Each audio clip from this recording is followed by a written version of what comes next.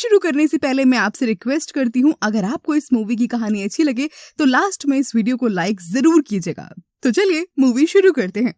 तो दोस्तों, इस मूवी की शुरुआत में हमें दिखाया जाता है कि इंसान के पैदा होने से पहले ही उसका फ्यूचर लिख दिया जाता है और ये सब हेवन में रखी एक मशीन डेस्टिनी एस्ट्रोलेब करती है। यहाँ हम फ्लावर माउंटेन को देखते हैं जहाँ एक डेमोन होता है और उसे अपनी हालाती जिंदगी को बदलना होता है। तो वो ये फैसला लेता है कि वो हेवन में रखी डेस्टिनी एस्ट्रोलेब को बर्बाद कर देगा और फिर उस पर अपना कंट्रोल पाकर अपनी लाइफ की फ्यूचर को डिसाइड कर लेगा। और ऐसा करने के लिए वो एक आर्मी तैयार करता है और हेवन की आर्मी से लड़ने लगता है, लेकिन उसकी आर्मी हेवन की आर्मी का सामना नहीं कर पाती है और वो जंग को हार जाता है। उसके जिस्म के छोटे छोटे टुकड़े अब फ्लावर माउंटेन पे गिर जाते हैं, लेकिन यहाँ पर हमें पता चलता है कि डेमोन के हार्ट स्टोन में से एक मंकी डेमोन पैदा होता है और जब हेवन में इस बात का पता चलता है तो उस माउंटेन पे हेवन की तरफ से बहुत तबाही आती है और माउंटेन की हालत एकदम खंडहर जैसी हो जाती है। और यहीं पर वो मंकी डेमोन ये इरादा कर लेता है कि वो अब हेवन के लोगों और डेस्टिनी एस्ट्रोलेब को बर्बाद कर देगा, क्योंकि उसके लिए वो माउंटेन ही उसका घर होता है। अब मूवी में यहाँ पर सीन चेंज होता है और हमें एक एकेडमी को दिखाया जाता है जहाँ पर हेडमास्टर ये डिसाइड कर रहे होते हैं कि किस स्टूडेंट को हेवन भेजा जाए। और अब यहाँ पर मूवी के मेन कैरेक्टर व्यूकॉन्ग की एंट्री होती है, जो कि किचन एरिया से खाना चुरा रहा होता है और तभी वहाँ पर एक गार्ड आकर के उसे ऐसा करते हुए देख लेता है और वो गार्ड व्यूकॉन्ग को ऐसा करने से मना भी करता है। अब वही गार्ड एक लड़की के साथ बदतमीजी करता है और उसे मारने ही वाला होता है कि तभी वहाँ पर एक स्टूडेंट आकर लड़की को बचा लेता है, जिससे गार्ड गुस्से में आकर के उस लड़के को जोर से मारकर उसे दूर फेंक देता है। और यहाँ पर एंट्री होती है डीटी की, जिसका नाम एहुए होता है और वो उस गार्ड को मारती है, जिसके बाद वहाँ पर और भी ज्यादा गार्ड आ जाते हैं और एहुए पर हमला करने ही वाले होते हैं कि तभी वहाँ पर व्यूकॉन्ग आ जाता है और सभी गार्ड को मारकर गिरा देता है। यहाँ हालात इतने ज्यादा खराब हो जाते हैं कि वहाँ पर और भी ज्यादा गार्ड आ जाते हैं और यहीं पर व्यूकॉन्ग कुछ ऐसा करने वाला होगा जिससे देखकर आपके होश उड़ जाएंगे। व्यूकॉन्ग दरअसल अपने कान से लावा निकालता है और वो लावा एक वेपन में कन्वर्ट हो जाता है। व्यूकॉन्ग उस हथियार को जोर से घुमाता है और वहाँ पर खड़े सभी गार्ड पर दूर से फेंकता है। अब इस सिचुएशन का पता जब गॉडेस को चलता है तो वो अपने एक सोल्जर को वहां पर भेजती है जिनका नाम टायन होता है और वो टायन आकर के व्यूकॉन्ग पर ब्लेड की मदद से हमला करता है, लेकिन व्यूकॉन्ग अपनी ताकत की मदद से उसे भी हरा देता है और तभी वहां पर एहुए का दोस्त इरलैंग आकर के व्यूकॉन्ग को हरा देता है और उसे बंदी बना लिया जाता है। अब यहाँ पर हम गॉडेस को देखते हैं जहाँ एहुए आती हैं और हमें यहाँ पर पता चलता है कि एहुए एक्चुअली में गॉडेस की ही बेटी है और वो ये सवाल अपनी माँ से पूछती है कि व्यूकॉन्ग के साथ भला अब इरलैंग को क्यों कैद किया गया है। तब गॉडेस जवाब देती है कि इस लड़ाई को रोकने का काम मैंने टायन को दिया था और इरलैंग ने मेरी बात का पालन नहीं किया, इसीलिए उसे भी कैद कर लिया गया है। अब यहाँ पर हम इरलैंग और व्यूकॉन्ग को देखते हैं जो कि एक ही प्रिजन में कैद होते हैं और वहाँ व्यूकॉन्ग इरलैंग से कहता है कि हमारी लड़ाई अनफेयर थी क्योंकि मैं एक था और तुम दो, और व्यूकॉन्ग फिर से उनसे लड़ने के लिए कहता है। तब वहाँ पर गॉडेस आ जाती है और इरलैंग को रिहा का हुक्म दे देती है और ये सुनकर व्यूकॉन्ग गॉडेस से फिर सवाल करने लगता है और यहाँ पर गॉडेस अपनी जादू से एक क्राउन बनाती हैं और व्यूकॉन्ग के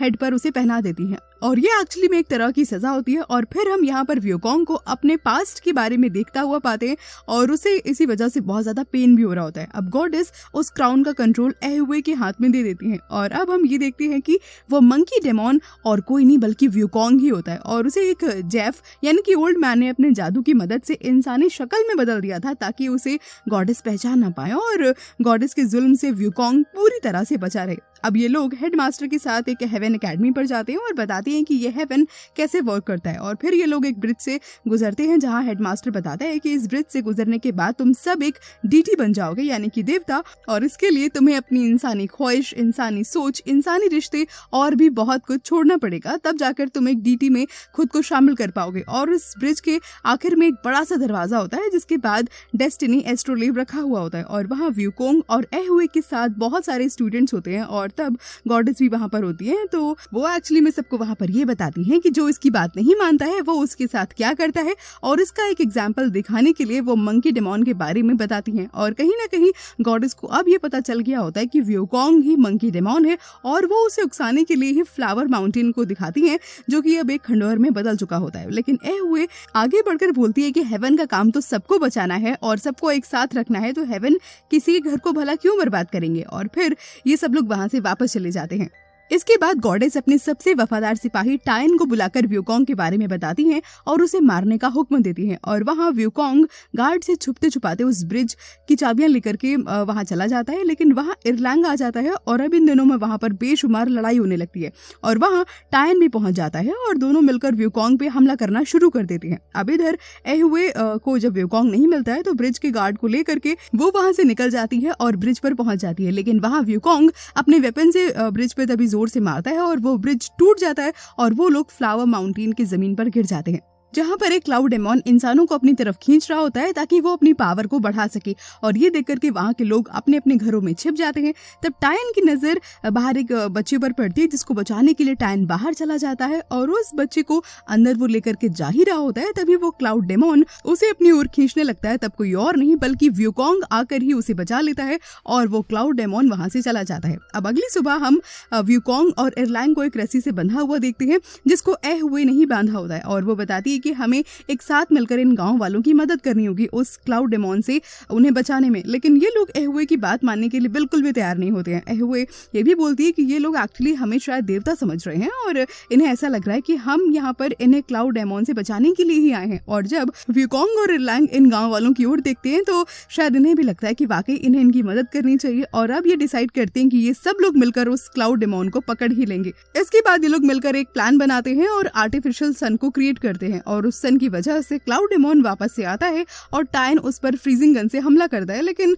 इसका उस पर कोई असर नहीं होता है बल्कि इससे वो और भी ज्यादा गुस्सा हो जाता है। उसके बाद टायन आर्टिफिशियल सन में आग लगा देता है, जिससे कि उस क्लाउड डेमॉन का जो फेस है वो और भी ज्यादा क्लियर दिखने लगता है और व्यूकॉन्ग अपनी फ्रीजिंग कैनल से उस पर हमला करके उसे पकड़ लेता है। और अब गांव वाले सब लोग बहुत ज्यादा खुश हो रहे होते हैं और यहाँ पर हम ये भी देखते हैं कि एहुए अब व्यूकॉन्ग को पसंद करने लगी होती है। अब ये बात जब गॉडेस को पता चलती है तो वो अपनी कुछ सैनिकों को फ्लावर माउंटेन पर भेजती हैं और वो जो आर्मी होती है वो टायन को वहां पर मार देती है और व्यूकॉन्ग को हेल में डालकर एहुए को वापस हेवन में ले जाती हैं और इरलैंग को भी कैद कर लिया जाता है। और अब हम लोग व्यूकॉन्ग को हेल में देखते हैं, जहां उसके साथ बहुत जुल्म किए जा रहे होते हैं और उसकी हालत बहुत खराब होती है, लेकिन उसे यकीन होता है कि उसकी दोस्त एहुए उससे मिलने जरूर आएगी। और जब एहुए उसे मिलने आती है तो उसे बताती है कि तुम्हारा घर वापस से बर्बाद कर दिया गया है। और ये सुनते ही व्यूकॉन्ग पूरी तरह से टूट जाता है और उसकी बॉडी राख में बदल जाती है और उसकी स्कार्फ एहुए उठा करके तभी फ्लावर माउंटेन की तरफ फेंक देती है और वो स्कार्फ उसी ओल्ड मैन के पास चला जाता है जिसने व्यूकॉन्ग को इंसान की शक्ल दी हुई होती है। और अब वो जो ओल्ड मैन होता है वापस से व्यूकॉन्ग को जिंदा कर देता है, लेकिन अब वो जमीन पर था तो उसकी सुपर पावर्स उसके पास नहीं होती हैं, लेकिन वहां पर रखा उसका एक बहुत बड़ा सा हथियार होता है। तो जब व्यूकॉन्ग उसे टच करता है तो उसकी पावर्स उसे वापस मिल जाती हैं और वो अपने उस बड़े से वेपन को जमीन में जोर से मारता है और उससे आग निकलती है, जिसके बाद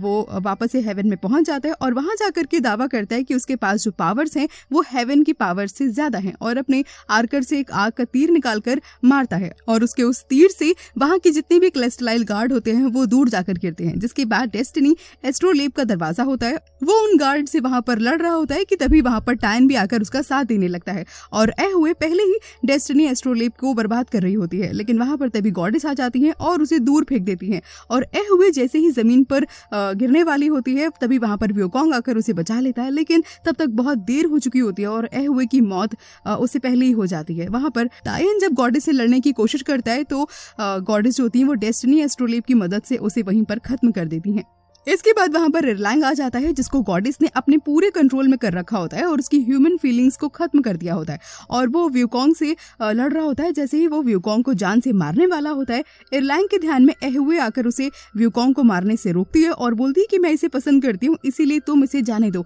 तब मौके का फायदा उठाकर तुरंत व्यूकॉन्ग गॉडेस को मार देता है और उस डेस्टिनी एस्ट्रोलेब को भी पूरी तरह से खत्म कर देता है और वहाँ सब तरफ चीजें बिखर जाती हैं और व्यूकॉन्ग का मकसद जो होता है वो पूरा हो जाता है। जिसके बाद हेवन का न्यू डेटी यानी कि देवता इरलैंग बन जाता है और व्यूकॉन्ग को हेवन से जाने के लिए कहता है और उसे ये भी कहता है कि अब अगर तुम वापस यहाँ पर दिखे तो मैं तुम्हें जिंदा नहीं छोड़ूंगा। और यहाँ से व्यूकॉन्ग अपने घर यानी कि फ्लावर माउंटेन की तरफ चला जाता है और मूवी यहीं पर खत्म हो जाती है। तो दोस्तों, कैसी लगी आपको ये थ्रिलिंग सी कहानी? अगर आपको ये कहानी अच्छी लगी हो तो इस मूवी को जरूर से लाइक करें, इस पर कमेंट करें और हाँ, इस चैनल को सब्सक्राइब करना बिल्कुल ना भूलें। मैं जल्दी से वापस आऊंगी किसी और अमेजिंग सी मूवी की कहानी को लेकर। Till then take care, bye bye.